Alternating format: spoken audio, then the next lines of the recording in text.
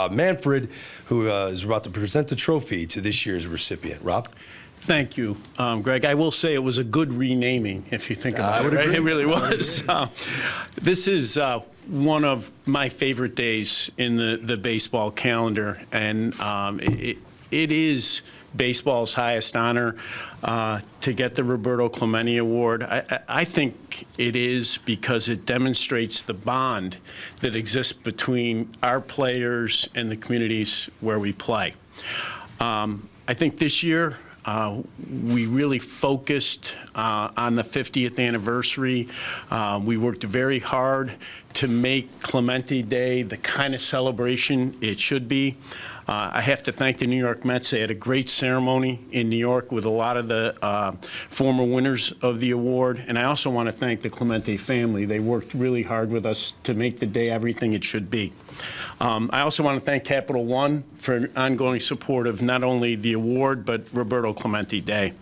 As Greg said, when you get a notebook with the candidates from each of the clubs, it really is unbelievable when you read through the great work that our players do in their various communities.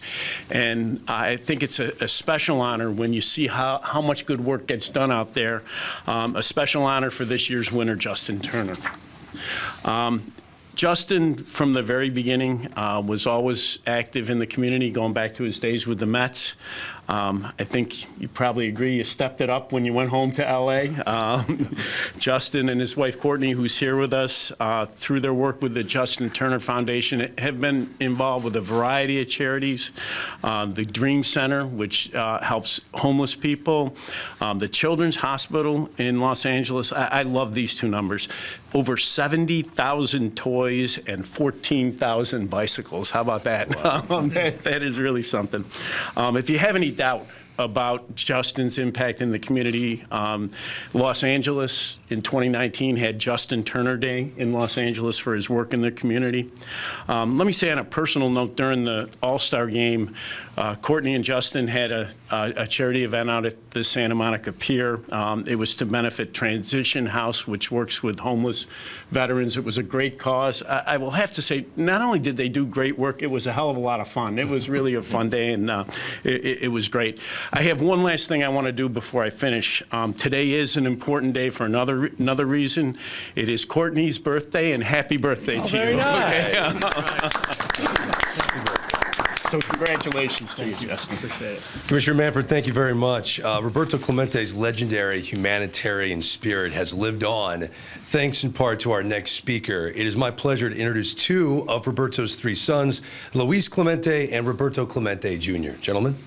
Thank you. Good evening. It is a great honor always to be present for Roberto Clemente Award presentation and to say congratulations this particular year to Justin. We're very proud and understand now what Mom went through every time she was voting for the recipient of the award. And we get to vote now. And then she used to ask for, our support, and I said, it's all you. And now it's all us as well. So it's great, the goodwill that you, your wife, have done for your family name, for the baseball players. Now you represent all of them, everyone who was nominated.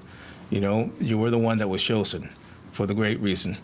And I feel that we definitely welcome you to the Clemente family and the Roberto Clemente Award. We've been presenting a orange watch, to all the winners. Everyone who has won the award has received theirs. We're presenting you with yours. And yours have this special limited edition number is a 2022 of the year you won it. Yes, of course you can open it. Sure. Oh, wow. So welcome to the family. Luis, Roberto, thank you for that. I would also like to take a moment to acknowledge two members of this special fraternity of Roberto Clemente Award winners, my MLB Network colleague, Harold Reynolds, and Hall of Famer Craig Biggio. If you guys could stand up, we want to acknowledge you guys. Thank you for being here. In 2022, Capital One became the presenting sponsor of not only the Roberto Clemente Award, but also Roberto Clemente Day. To speak on their behalf, please welcome the Executive Vice President of External Affairs for Capital One, Andy Neverett. Thank you so much, and thank you, Commissioner, for giving us the opportunity to share the dais here with you and to acknowledge this incredibly special moment. I grew up in a baseball-obsessed Cuban household, and Roberto Clemente was an absolute icon. He's, in fact, I think was the same age as my father, so this was something that, from a generational standpoint, is something that really, really sticks with you. And while I was perhaps not old enough to remember his storied career, I certainly do remember the circumstances of his passing. My father was in Nicaragua right at the same time that your father was last there for the Amateur World Series, and was so inspired by your father's trip that he decided to go back with my mother to do a humanitarian trip of his own in early 1973. So it was a particular honor to be able to represent 50 years later Capital One, my own company, in providing Justin Turner with this award. Justin, I'm going to echo the Commissioner's comments. When you get to read all of the nominations, it is an incredibly impressive group. But even among those incredible achievements, the work that you and Courtney are doing in the LA community really stood out. And in particular, I applaud you for your efforts on behalf of homeless veterans. Capital One is proud to be the largest community development lender in the country, and we have 3 affordable housing buildings that are dedicated solely to the needs of veterans. And so that is an issue and a cause that is near and dear to our hearts. But thank you for your many, many contributions, for the wonderful career, for carrying on the legacy of this incredibly important figure in our community, and congratulations again. Andy, thank you very much. Justin, this is a tremendous honor and day for you. I'm sure you have a lot to say. The floor is yours. Yeah, this is a tremendous honor and a very special award. I think when you think about baseball and the history and all the great accolades that can be achieved on the field, this is one that stands out above all of them for me because it's a way that, my wife and I have the opportunity to get back in the community, to utilize our platform in a meaningful, positive way to help lift people up who are in need.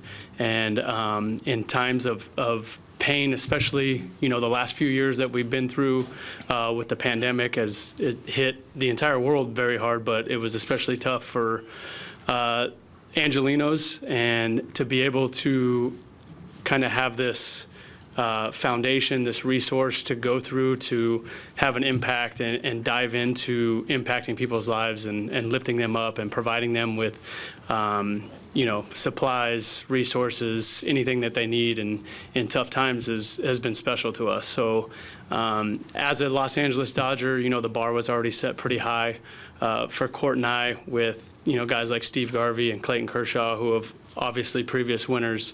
And to be able to follow in their footsteps and try to make the organization proud and make the Clemente family proud is something that we hold near and dear to our heart. And just want to say thank you guys for being here and for this opportunity. And just because we are getting this award today, it doesn't mean we're done. There's still a ton of work to do, and we can't wait to continue to impact the lives of others.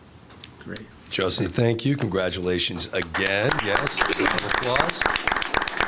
I'm now going to open the floor for questions. Just put your hand up in the air. We'll get the microphone to you. We respectfully ask that all line of questioning remains in recognition of Justin's philanthropic work. So let's keep it to that topic. If you have any questions for Justin, raise your hand. We'll get a microphone right to you. There's one up here on the front row. There's a mic coming your way. Justin, congratulations. How much credit does your wife get for this achievement? Both of you are very time and energy. I honestly, I think that she should be the one sitting up here. She is the backbone behind the Justin Turner Foundation. We operate the entire thing together. We don't have any paid employees on our staff, and she does it all. She runs the website, updates the website, she runs the social media, she reaches out and corresponds through email, sets up events, and then also sets up all the stuff with our beneficiaries and some of the kids and family. One who is actually here with us tonight in the back, the Lang family, one of the the first kids we met on the field back when I was a Met, and it really kind of opened our doors to the impact we can have on people's lives, and our relationship remains as good as ever, and we're proud to have them here tonight to kind of share this award with us. So, but yes, all the credit goes to Court. It is her birthday today. She's flew out to Philadelphia on her birthday to accept it, and that's just, I guess if you want to call it a sacrifice, that's one of the sacrifices of the thousands that she makes to pour her heart into our foundation. We have a question up here in the front row. Again, congratulations, Justin. I'd like to say that you are Latino adjacent, having played in the Winter Leagues and played in communities with a large Latino community. How have they influenced, and how have those experiences influenced the work that you do? Yeah, I think being in Los Angeles, growing up in Los Angeles, is obviously there's a very heavy Latino presence, and getting out in the community, getting into schools, getting into hospitals, and spending time with our community, you realize that there's a burning desire and passion for Dodger baseball in our Latin community. And if you ever come to a Dodger stadium and you show up, our Latinos show up in droves, sorry, not groves, in droves. And, it's the ties that we have through Fernando, through, Julio, is really special. And those are two guys that I particularly look up to and love making all the connections and building relationships with our Latino fan base. We have time for two more. There's one right there. Justin, can you hear me? Yep. Oh, here we go. So you've been to All-Star games, NLCS MVP, won a World Series. Where do you put this, and where do you rank this in your accomplishments?